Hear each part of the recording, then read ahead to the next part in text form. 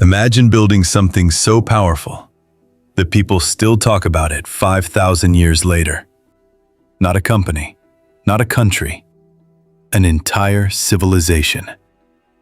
This is the rise and fall of ancient Egypt. Picture this: a long stretch of desert, brutal heat, almost no rain, and then, right down the middle, one river that changes everything. The Nile didn't just give Egypt water, it gave Egypt life. Every year it flooded, and every year it left behind rich black soil. Crops grew, food multiplied, people settled, and slowly, something bigger started forming. Small villages turned into kingdoms, kingdoms turned into rivals. And around 3100 BCE, one ruler finally said, "Enough." His name was Narmer, and when he united Upper and Lower Egypt, history officially began rolling. Now here's where Egypt really flexes. The ruler wasn't just a king, he was a pharaoh. Part human, part god. People believed the pharaoh controlled the Nile, the sun, the seasons, basically the universe. So when he spoke, people listened. And when he died, they didn't just bury him, they prepared him for eternity. This is the era where Egypt goes full legendary. The Old Kingdom shows up. Stone replaces mud brick, and the pyramids rise. Think about this for a second. No steel, no machines, no electricity, just human hands and absolute belief. The Great Pyramid of Giza wasn't built to impress tourists. It was built as a launch pad to the afterlife. And for centuries, it worked. Egypt was stable, rich, confident. Order ruled. Chaos stayed quiet. Until it didn't. Power slowly slipped. Officials gained influence. Pharaohs weakened. And then, disaster. The Nile stopped flooding properly. Famine hit. People starved. And for the first time ever, Egyptians dared to think the unthinkable. What if the pharaoh isn't a god? That thought alone shattered the system.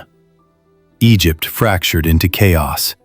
Civil wars, rival rulers, a civilization that forgot who it was. But Egypt had a habit of surviving. From the south, new leaders rose. They reunited the land and launched the Middle Kingdom. This time, Egypt ruled smarter. Less ego, more planning. They built canals, expanded trade, wrote stories, poetry, wisdom texts. Egypt wasn't just powerful now, it was cultured. But then came outsiders. The Hyksos rolled in with horses and advanced weapons. For the first time, Egypt was conquered.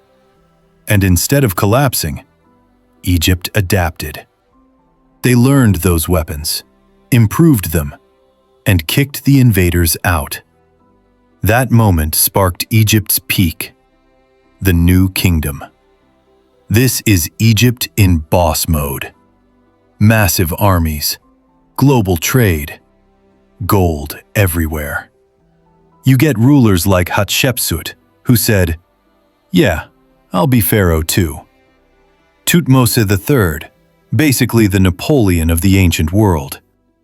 Akhenaten, who tried to delete all the gods except one. Tutankhamun, the boy king. Ramses II, who carved his name into everything like an ancient influencer. Temples exploded across the landscape. Statues towered over cities. Egypt wasn't just a kingdom anymore. It was an empire. But here's the thing about empires. They burn bright, and they burn fast. Internal fights broke out.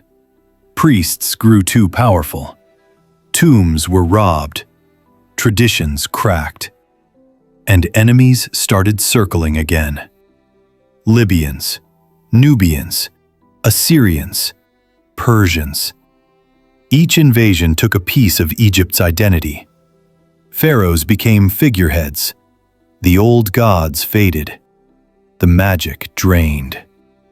By the time Cleopatra shows up, Egypt isn't ruling the world anymore. It's surviving it. Cleopatra was smart, charismatic, strategic.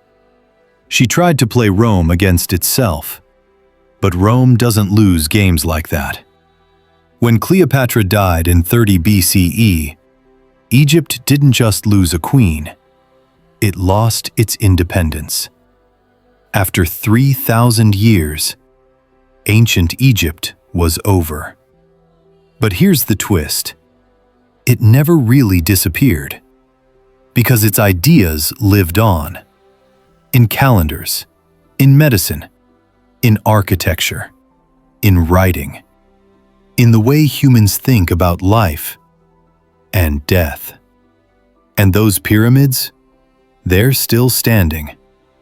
Not because Egypt never fell, but because when it rose so high that even time couldn't bring it all the way down. And the Nile, still flowing, just like the story. If you enjoyed this, stick around, because history gets way crazier from here.